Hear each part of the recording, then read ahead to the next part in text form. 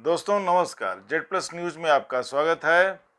Bharatiya Janata party में के अंदरूनी राजनीति में बड़ी उथल पुथल चल रही है, बड़ी ऊहापोह की स्थिति है। लग रहा है कि आरएसएस का मोदी से मोह भंग हो चुका है। चर्चा ये चल रही है कि सितंबर में मोदी जी 17 को शायद उनका जन्मदिन है, जो माना जाता है, पक्का तो कुछ नहीं है, कि 75 के वो पूरे हो रहे हैं और वो जुगाड़ लगा रहे हैं कि उनके लिए 75 वाली जो समय सीमा रखी गई है कार्यकाल की, सबके बड़े बड़े नेताओं को उन्होंने किनारे लगा दिया। 75 साल की उम्र होने के कारण अब वो तलवार उनके सर पर लटक रही है। भारतीय जनता पार्टी और आरएसएस का एक बहुत बड़ा धड़ा इस बात के पक्ष में है कि वह नियम मोदी जी पर भी लागू होगा। अब मोदी जी की धुकुर पुकुर हो रही है। मोदी जी जुगत में लगे हैं कि कोई जुगाड़ बना करके उनके लिए इसमें छूट हो जाए, एग्जम्पशन हो जाए कि भाई मोदी जी तो महामानव हैं, मानव तो है नहीं, इसलिए आम मानवों पर लगने वाले नियम कानून मोदी जी पर तो नहीं लगने चाहिए। वो तो मानवों के लिए नियम बनाए जाते हैं ना, महामानव के लिए नियम नहीं बनाए जाते। अच्छा, मोदी जी के एक पुराने गुजरात में जब वो मुख्यमंत्री थे तब के उनके धुर विरोधी हैं श्री संजय जोशी जी। मोदी जी के हालिया क्रियाकलापों और उनका गिरता ग्राफ, अंतर्राष्ट्रीय मंचों पर उनकी अवहेलना और उनका हास्यास्पद आचरण, यह सब मोदी जी के ग्राफ को गिराने में अपनी बड़ी भूमिका अदा कर रहा है। आरएसएस का एक तबका ये भी है कि मोदी का जादू अब खत्म है। ये जो गंभीर आरोप लगे हैं इधर बीच, वोट चोरी के, ईवीएम घोटाले के आरोप तो लगते रहे हैं, अब भारी स्तर पर वोट चोरी के आरोप लग रहे हैं, तो सरकार की विश्वसनीयता तो करीब करीब समाप्त है। अंतर्राष्ट्रीय मंचों पर और विदेश नीति का पूरी तरह से फ्लॉप हो जाना मोदी की बहुत बड़ी असफलता है। वह तो बिकी हुई गोदी मीडिया के बिके हुए एंकर हैं जो दिन भर उनका महिमा मंडन कर रहे हैं। अभी देखिए आप, उनकी और ट्रंप की दोस्ती का महिमा मंडन चल रहा था चैनलों पर, अब मोदी, पुतिन और जिनपिंग के साथ, चीन के राष्ट्रपति के साथ उनके दोस्ती की खबरें चलाई जा रही हैं। उसका मैं अलग से वीडियो करूंगा। अब संघ के अंदर एक बहुत बड़ा तबका, बहुत बड़ा धड़ा इस बात का है कि भाई मोदी की जो मनमानियां हैं और उनका पोल पट्टी खुल चुका है, इससे संघ को बहुत फायदा अब आगे नहीं दिखाई दे रहा है। अब संघ चाहता है कि एक पढ़ा लिखा आदमी, कम से कम इतना पढ़ा लिखा हो कि वो अंतर्राष्ट्रीय स्तर पर सीधे संवाद कर सके, बातचीत कर सके, अन्य राष्ट्राध्यक्षों से वो एक सलीके से और प्रोटोकॉल के अनुसार मिल सके, देश का मजाक न उड़वाए, और जिसकी पूरे देश में अच्छी छवि हो, स्वीकृति हो।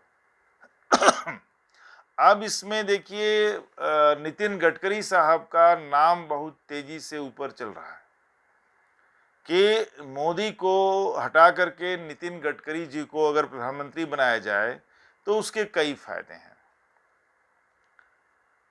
नितिन गडकरी की सबसे बड़ी उनकी उपलब्धि है उनकी साफ सुथरी छवि। दूसरी सबसे बड़ी उपलब्धि है नितिन जी की कि उन्होंने अपने काम के लिए पूरे देश में उनकी लोकप्रियता है, और जितना वो भाजपा के अंदर पसंद किए जाते हैं उतना ही वो विपक्षी दलों में भी पसंद किए जाते हैं। उनका विपक्षी दलों में सबसे ज़्यादा, अगर किसी बीजेपी नेता की विपक्षी दलों में कोई इज्जत है और स्वीकृति है, स्वीकार्यता है, तो नितिन गडकरी की है। विपक्षी भी संसद के अंदर, सिर्फ बाहर ही नहीं, आपस में बातचीत के जरिए नहीं, संसद के अंदर भी विपक्षी नेताओं ने नितिन गडकरी साहब के काम की तारीफ की है। यहां तक कहा कि एक ही मंत्री है जो काम कर रहा है, बाकी चमचागिरी में लगे हैं। अब संघ, वो नागपुर से भी सांसद हैं और संघ परिवार के करीबी हैं और जाने भी जाते हैं संघ परिवार के अपने करीबी रिश्तों के कारण, वहीं के रहने वाले हैं। जातिगत हिसाब से भी संघ को सूट करते हैं। तो नितिन गडकरी का नाम तेजी से आगे चल रहा है कि अगले मोदी के जो तथाकथित जन्मदिन है, भरोसा तो न उनकी डिग्री का है न उनके जन्मदिन का है, उस पर उनको हटा दिया जाए। अब उनको और एक्सटेंशन देना, या जो उन्होंने खुद ही ये नियम बनाया था कि 75 साल पूरा करने पे भारतीय जनता पार्टी के नेताओं को रिटायर हो जाना चाहिए और नई पीढ़ी को मौका देना चाहिए, नए नेताओं को मौका देना चाहिए। तो उस पर वो तो महामानव चुकी हैं, तो चाहते थे कि उनको छूट मिल जाए, ये कार्यकाल पूरा कर लें 24-29 का। लेकिन संघ में इस बात का मंथन चल रहा है कि अब वक्त आ गया है, छवि बहुत ज़्यादा खराब हो चुकी है इनकी विश्वसनीयता एकदम से समाप्त हो चुकी है। झूठ बोलने की जो इनकी पराकाष्ठा पर पहुंच चुका है, अब इनकी बात पर कोई भरोसा नहीं करता, इनकी बातों पर लोग हंसते हैं और इनकी अयोग्यता देश के सामने आ चुकी है। न कभी संवाददाता सम्मेलन किया, न प्रेस कॉन्फ्रेंस किया, अंतर्राष्ट्रीय मंचों पर जाते हैं, वहाँ भी देश का मजाक उड़वाते हैं। अरे आप प्राइम मिनिस्टर हैं, किसी दुनिया के सबसे बड़े लोकतंत्र के प्रधानमंत्री हैं, प्राइम मिनिस्टर हैं, या तमाम जो दूसरों देशों के राष्ट्राध्यक्ष आए हैं, उनका मिलने जुलने का अपना एक डिप्लोमेटिक प्रोटोकॉल होता है जिसमें एक मिलने जुलने का तरीका होता है, एक सलीका होता है। आप गए और गर्मजोशी से जरूर करिए, गर्मजोशी से मिलना एक अलग चीज़ है और बहुत ज़्यादा अति विनम्रता या गिर पड़ना एक अलग चीज़ आती है। तो एक ठीक है, आप बिल्कुल अपने डिग्निटी को मेंटेन करते हुए, अपने गौरवशाली इतिहास को देखते हुए देश के, अपनी मर्यादा को मेंटेन करते हुए आप हाथ मिलाइए। आप हे करते हुए चले जा रहे हैं, गले लग जा रहे हैं। अरे वो राष्ट्राध्यक्ष हैं, आपके लंगोटिया यार नहीं हैं। और आप एक अंतर्राष्ट्रीय मंच पर हैं जहां सब कुछ क्या है, फॉर्मल है, औपचारिक है। ये कोई अनौपचारिक मीटिंग आपके घर के अंदर नहीं हो रही कि जहाँ दो दोस्त बहुत दिनों बाद मिले हों और गले लग गए, रोने। इनका बसरे तो रोने भी लगे। गले लगना, गले पर आपको इंग्लिश 11 साल आप प्राइम मिनिस्टर हैं देश के, वहाँ मुख्यमंत्री रहे आप लंबे टाइम तक। अरे आदमी, आपको अंदर सीखने की प्रवृत्ति होनी चाहिए थी। 11 सालों में तो एक अच्छे शिक्षकों को आप रख करके कम से कम इतनी अंग्रेजी बोलना तो सीख सकते थे कि किसी राष्ट्राध्यक्ष के आने पर या आपके वहाँ जाने पर जो फॉर्मल कम्युनिकेशन होता है, जो औपचारिक बातचीत होती है, उतनी इंग्लिश तो आपको आनी चाहिए थी। इतना तो सीखना जरूरी था जब आप देश के सर्वोच्च पद पर हैं और आप बाहर जो है, तो इतना आपको आना चाहिए। आप बोल पाते नहीं हैं, किसी की बात समझ पाते नहीं हैं। अब उस झेप को मिटाने के लिए ज़बरदस्ती गले मिलना, अनावश्यक बातों को बोलना, फिर हा हा हा मुंह खोल के हंसना।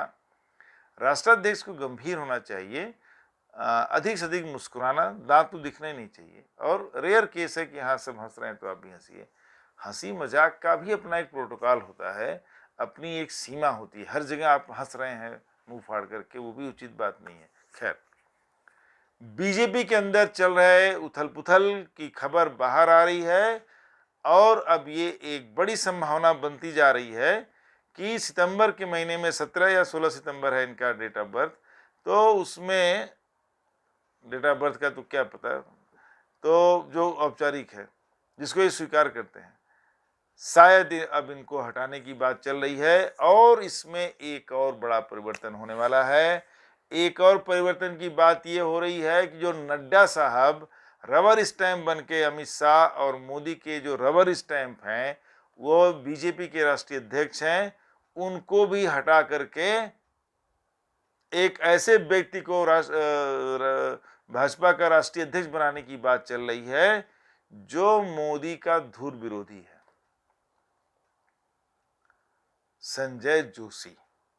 संजय जोशी आरएसएस के में अच्छी पकड़ रखने वाले व्यक्ति हैं, जोशी जी हैं, और वो गुजरात में आरएसएस के प्रतिनिधि के तौर पर थे। और जहां उनका मोदी से पंगा हुआ, जब मोदी को प्राइम मिनिस्टर बनाने की बात चली, तो मोदी शक्तिशाली हो गए उस टाइम पर और संजय जोशी को उन्होंने किनारे लगा दिया।